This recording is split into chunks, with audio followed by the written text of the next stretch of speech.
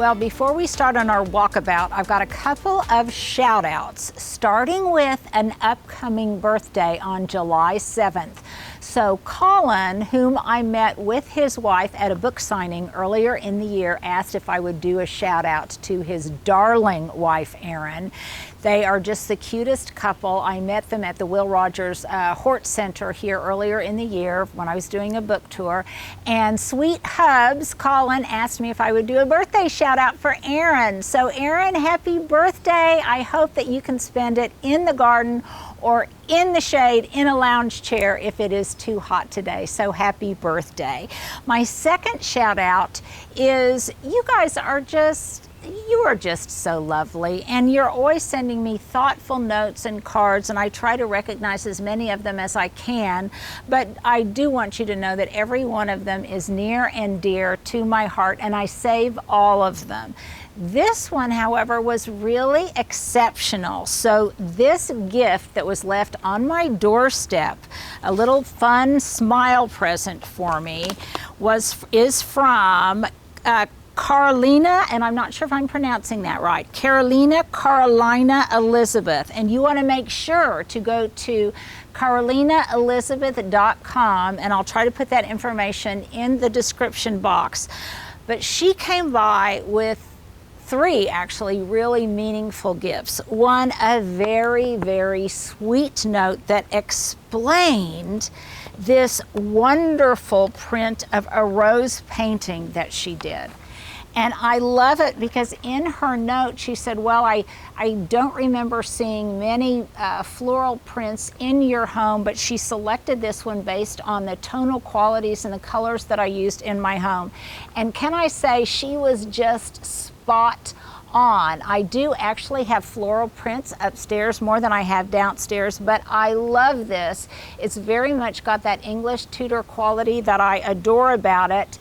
And Carolina, if you will note, I went down into my basement and I had a perfect frame that belonged to my folks, and I put it in this frame. It looks beautiful in it, and it is going to hold pride of place downstairs, and I will put an image in the community tab showing exactly where I hang it.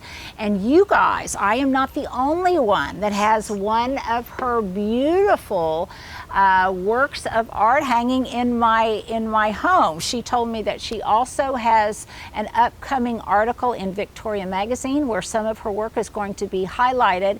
And she said, and this is so fun, Stuart, do you ever watch the Letterman specials where they're interviewing people on, where he's interviewing people on Netflix? Well, he recently interviewed Blake Lively and Ryan Reynolds, and I guess there's a sighting of one of her prints hanging in their home. So she's a celebrity in her own right, but was so kind to bring me a sample of her work. So there was the gift for me. She also brought a gift for Stuart, some homemade bug repellent. And Stuart, let me tell everybody, I will put this recipe in the community tab, and Stuart is drenched in it from head to toe, aren't you, Stuart? I am. He is, and it smells lovely. And you know, you gotta love something that's got both vodka and eucalyptus and lemon in it. So it smells delightful, and she made this, and I can't thank you enough. Likewise, everybody who sends me their sweet notes, their kind messages, I just can't tell you how much Stuart and I appreciate it. So I just wanted to give those little shout outs. Here's my final shout out, and kind of a heads up to you. So I'm so excited about this, you guys. On Sunday, I'm going to be doing a YouTube Live with container gardening guru Klaus Dalby. He just wrote this book, Containers in the Garden, and it was published at the same time as was mine. I actually introduced him to my publisher. And if you don't follow Klaus on Instagram or on YouTube, you simply must. He is well, I have said it before and I'll say it again. He is the Monet of container gardenings, and believe me, I think I even put that on my recommendation on the back of the book. So he and I are going to be talking about our respective books. He's often been called the Martha Stewart of Denmark, and so it will be very interesting as we discuss the different kinds of environments in which we garden, but mostly I want to get his tips on the container garden. And Stuart, we definitely need to put a link. Stuart always corrects me, to his book. And we'll also, of course, put all of the links in the description. So if you haven't already gotten a copy of his book, or mine for that matter, you want to make sure to order both of them. So now, Stuart, let's go to the front yard for our Wednesday walkabout. Well, I haven't done a Wednesday walkabout in the front yard for a while, partly because I just haven't, and partly because there's not a lot going on here other than something that I have never been happier about than I am at this time of the year when temperatures are so extreme. And that's my reliance on texture, shape, and form rather than color to lend interest to all of my garden plantings and even my window box. So Stuart, if you could just kind of shoot down the street, and by the way, it's big trash day, you guys. As always, it's trash day when Stuart and I film. But if you look up close to people's homes, even in their container plantings, there is just practically no color whatsoever in the way of annual color or even shrub color. And if, in fact, probably the only color you're going to see right now predominantly is brown.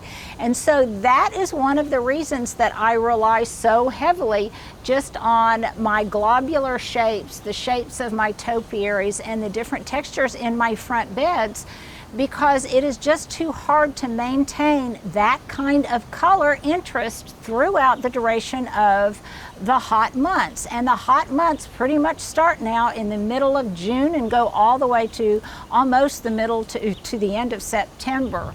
So, and we don't get a lot of rain. So rather than, again, relying heavily on color, one of my signature touches is that I just rely really very emphatically on the forms that are in the garden. So I have, in areas where it was shady enough, I have kind of spruced up and clipped up the boxwood balls just a little bit, not heavily.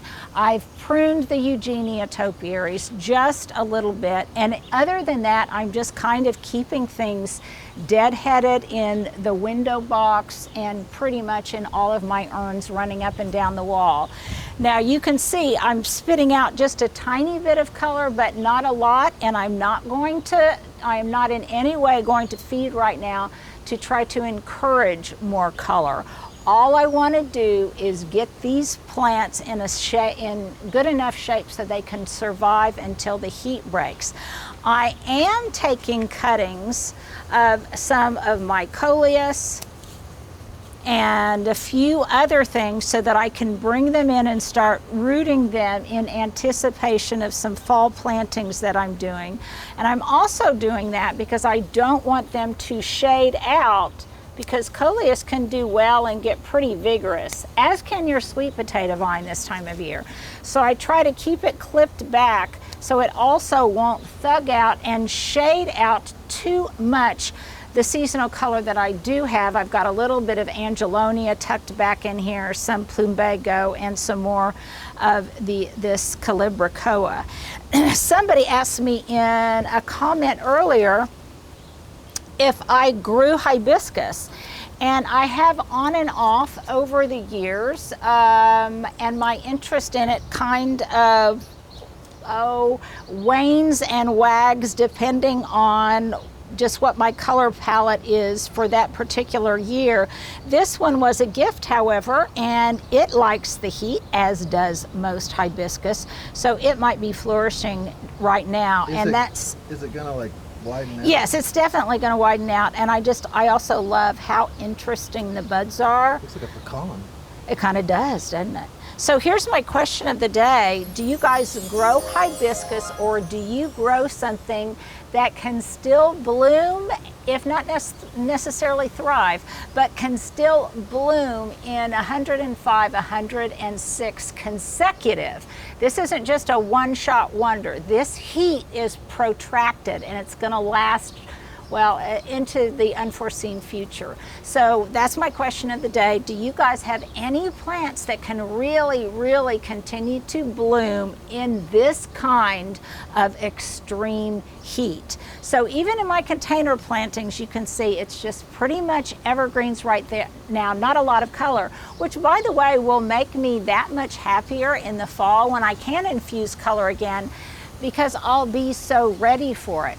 But I'm not out in the garden to really even appreciate it, and there's not a lot of walkers out right now or drivers by who are looking at the gardens for color, because they know that it's just too hot for there to be much out there, and plus it's just too hot in general to be out. Now, something, if you are in Oklahoma or really whatever zone you're in, and make sure to let me know what zone you're in. I'm also not only going to be deadheading, but I'm also going to be checking for budworms, because when the plants are stressed, this is also when budworms tend to appear. And by the way, on geraniums, you guys, if half of the bloom looks good and the rest of it doesn't, then just take your snips and you can freshen up that bloom, though that one's pretty much expired. But I think, do you get my point, Stuart? I do. Do you get my point? Okay, so now let's go back out into the garden itself. I had last week, this is one of the things that I treated myself to, and I had it done right before it got very, very hot. I needed to top dress because I had pulled out, obviously by now, all of the tulips. I'd really cut back a lot of the things that were in bloom, the foxglove, the columbine. I just cut back a lot of stuff, so there was more bare soil than there normally is. So I took this opportunity and this luxury to have a couple of guys come and help me put about, gosh, 8 to 12 bags, I can't remember how many we put down, of really good composted manure on my garden bed. So you can see now it looks really deep and rich. I'm repositioning some of the stones.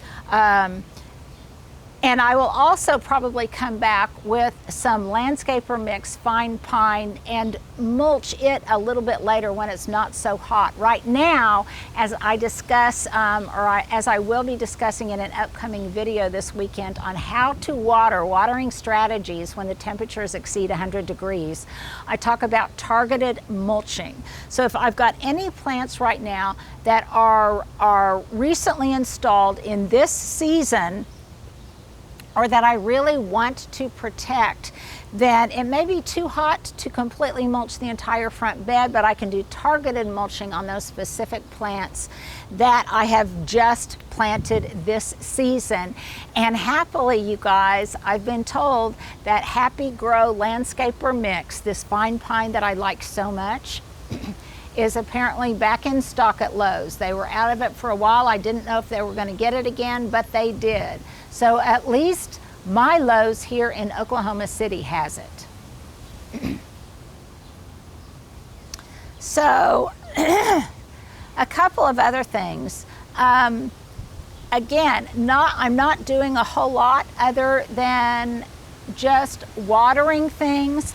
Periodically, I'm doing a little ninja gardening, and by ninja gardening, I mean I'll come out when it's really hot in the shade, and I will do something as simple as just take a small area and weed it, cut it back.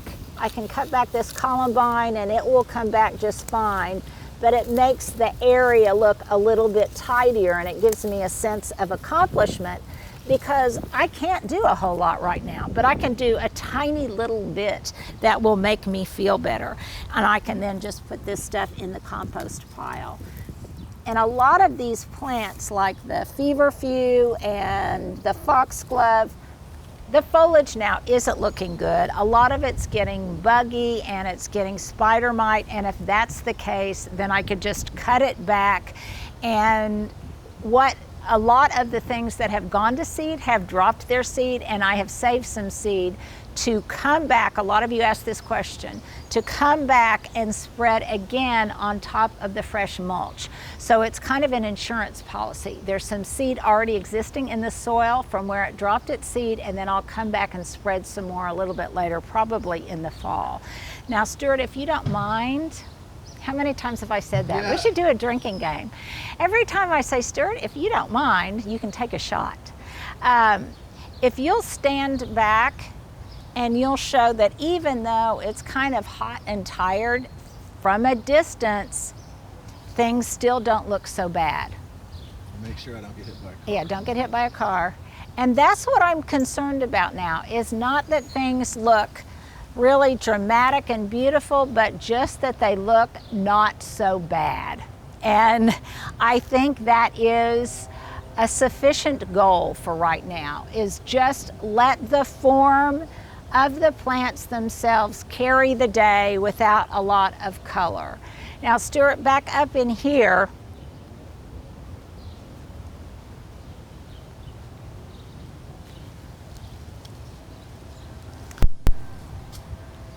I've got my scissors, but I don't have my weeding basket that I typically carry with me when I do my walkabouts. But here is another tip.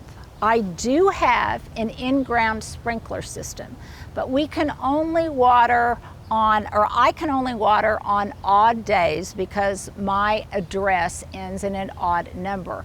I can't water if I am on the opposite side of the street. So in other words, we have mandatory every other day watering. Hi, Ryan. Hi, Junior. These are my friends that I always see in the morning when we're walking in the park. And look at Junior. How old is Junior? 13, 14. 13, 14. So sweet Ryan walks Junior in the park, and normally we run into each other in our neighborhood park in the morning. But you've kind of, wow, you have broken the bounds of the park. I try to mix it up every day just so it's not so boring for him or me. Yeah. And I didn't go through the park today because they were mowing and dust was kicking up. And so. Is Junior feeling better? Because I know Junior was having tummy problems. He seems to be doing better now. So. Well, good. Well, good. Well, it's good to see you. You too. Take care. And so back to what I was talking about. So even though I have an in-ground sprinkler system, I can only do it every other day. And even that isn't always sufficient because most of them in the front yard are mist heads, and a lot of that water tends to literally blow away in the wind. So sometimes what I'll do, I showed you this before, though I don't know if I showed you this season. I get one of these little expensive circular sprinklers. I got this one, I think, at Walmart. This one's. They were expensive? Oh no, did I say expensive? expensive. I do that all the time, Stuart. Why do I do that? It happens. I think it's the heat. Can I blame it on the heat? Or Stuart. Or it's Stuart's fault for not correcting me. Anyhow, it's very inexpensive. This one was, I think, all of $3. And it's metal, it's not plastic, so I've had it for years. But what I can do is I can put it in a specific section of the bed, and I turn it on very low, so I get just at the root zone. So I can turn it on for about 30 minutes on very low volume at the base or at the base of one plant or multiple plants. I always set my timer because I know I will forget. So I set my timer for 15 minutes or 30 minutes, however long, so I will not forget to come out and turn it off. And again, I put it on a very low volume so that it doesn't blow away in the wind, and so most of that moisture will go to the root zone. That way I can get targeted areas that for one reason or another, either because a plant is blocking its getting water, or it's just not getting enough water for what that plant is, then I can supplement that with my own watering system. The daisies are doing well right now, but there's lots of deadheading that needs to be done on these. And we're doing this in the cool of the morning, aren't we, Stuart? Thank God. We finally have gotten smart, Yeah. and well, Finally. that might be going a little bit too far to claim that we have gotten smart. Let's just say we have gotten just a tiny bit more savvy. So I'm just doing some deadheading, and I'm noticing in here, like here's a privet that has gone to seed in there. I'll dig that out. And a lot of times, if you've got a really densely planted area, so I've got my little pile here of things that I am going to come back and pick up later.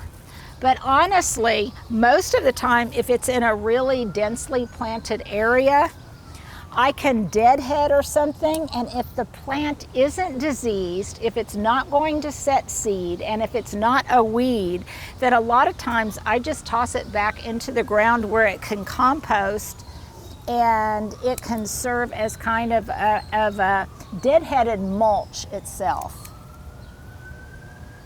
Stuart, we've got some sirens going. I don't think that would be heat stroke because it's a little bit early in the day, but a good thought to whoever needs that ambulance.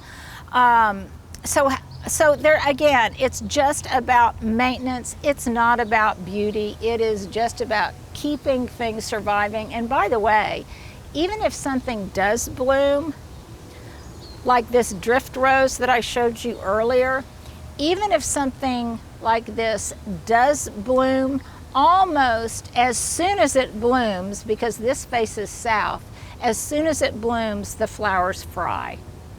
So sometimes that's why I'm not that much, I don't have that much concern about things if they rebloom or not, because if this does rebloom, they're gonna fry immediately anyway, and then I just have to come out and deadhead. Unlike my beloved Encore azaleas that will rebloom in the fall, and in that case, I really want them to. And this is a black diamond crepe myrtle that is getting ready to bloom white, and those blooms should be happy. This is really, these three are just kind of getting established. They haven't been in the ground very long. So there you go, and here is my last chore that I'm always doing, and that is this time of year, there are so many dead leaves and things that have blown from the trees because they are stress indicators that there isn't enough moisture, that we're probably going into a very dry period, into a drought, as if we can't tell that ourselves, Stuart. The trees will tell us because they start shedding their leaves, and then there are lots of dead leaves, almost like in the fall, that we have to clean up and put in the compost pile. So there is your Wednesday walkabout for today. You guys stay cool, stay safe in this heat, and make sure to let me know what zone you're in, because I'm going to live vicariously through you if you're in a cooler zone. Well, if you've held on this long, here is my Wednesday walkabout outfit of the day. My earrings, oh, I love these. These are my mille fleur earrings, one of my more expensive pair. I got these from Janet Mavick Orchard Jewelry, and I absolutely love them. And even though they look very expensive and they've got a little weight to them, they're really not too heavy. My t-shirt is brand new. I got this from Banana Republic. My breeches are J. Crew shorts that I've had for forever and ever. And my sandals are Chinese Laundry, and I got these online, and if I can find it, I will put a link. Stuart, have I forgotten anything? I don't think so. Okay, there you go. There's my outfit of the day.